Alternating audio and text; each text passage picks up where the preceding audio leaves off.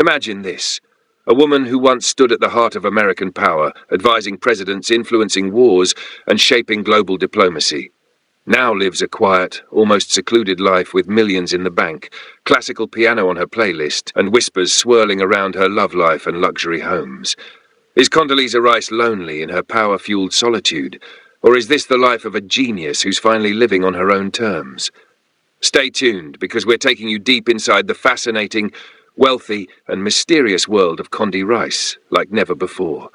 Condoleezza Rice's story begins far from the halls of power, in racially segregated Birmingham, Alabama. Born in 1954 to a high school teacher and a Presbyterian minister, her name Condoleezza literally means with sweetness in Italian. But her rise? Oh, it was anything but soft. By age 3, she was already tackling French figure skating and piano. By 19, she was inducted into Phi Beta Kappa.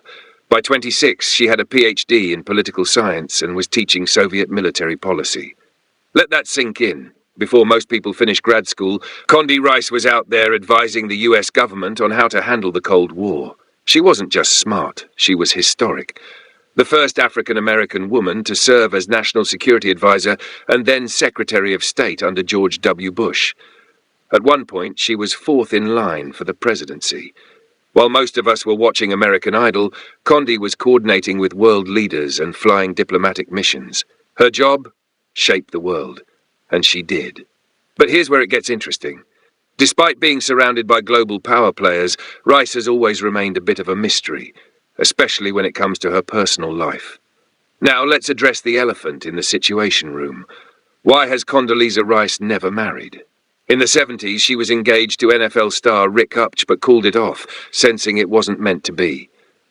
Since then, no public relationships, no weddings, no kids. She co-owned a home in Palo Alto for over a decade with Stanford professor Randy Bean. The internet loved speculating about that one. Was it friendship? Was it more? Kessler's biography says he didn't know either, and Condi, silent as a diplomat in a classified briefing. Don't let the low profile fool you. Condoleezza Rice is rich. Net worth? A cool $12 million. She earns over $300K annually as director of the Hoover Institution at Stanford. She pulls in hundreds of thousands more from board seats, including Dropbox, where she once earned $405,000 in a single year. And stock? She owns at least $4 million worth of Dropbox equity and has already cashed out around $1 million. Add in her role at CS.ai, which pays up to $300,000, and you get the picture. This isn't your average retired professor sipping tea and reading Tolstoy. This is quiet power, Condi style. So where does a global power broker go to unwind? Answer: Palo Alto, California, home of the tech elite and serious real estate players. Back in 1998, Rice and 2 co-investors snagged a home there for just $500,000. Fast forward to 2017, they flipped it for $2.3 million. Not bad, huh? She later bought another Palo Alto property for $1.375 million and sold it in 2018 for $1.96 million.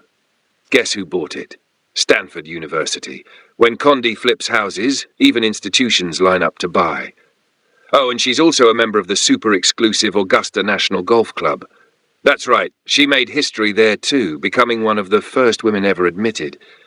Today, Rice lives and works at Stanford, where she's not just a professor, but one of the top dogs. As director of the Hoover Institution, she's steering policy research on national issues, still teaching, still mentoring, still reading geopolitics like others read horoscopes. She's traded Washington's cutthroat corridors for leafy California paths. And while the crowd at Stanford isn't exactly cheering State of the Union speeches, make no mistake, this is Condoleezza's kingdom now. And yet, there's a stillness to her life, a silence. No husband, no children, just music, academia, a tight circle of old friends, and the occasional headline about her boards and beliefs. Her home life isn't all politics and policy. Remember, she once dreamed of being a concert pianist. She didn't make it her career, but music never left her. In private moments, she's known to sit at her grand piano and play Brahms, Mozart, or jazz favorites. No cameras, no audience, just her, the keys, and the past. And honestly, that feels beautiful. A woman who gave her entire life to public service, now finally getting to play her own tune. So, here's the question people keep asking. Is Condoleezza Rice lonely? She's never had a family of her own. She doesn't appear on red carpets or spill secrets in interviews. But maybe, just maybe, this is what peace looks like for someone who spent decades managing war zones and balancing nuclear diplomacy. She has wealth, wisdom, quiet prestige, and a life she doesn't have to explain to anyone. Sometimes, power isn't in being loud. It's in being sovereign over your own space. And in that sense, Condoleezza Rice might be one of the freest women in America. So what do you think? Has Condoleezza Rice chosen solitude, or has the world just misunderstood her quiet strength? Drop your thoughts in the comments, hit that like button if you enjoyed this deep dive, and don't forget to subscribe to Board of Facts, where we uncover the untold truths behind today's most intriguing celebrities.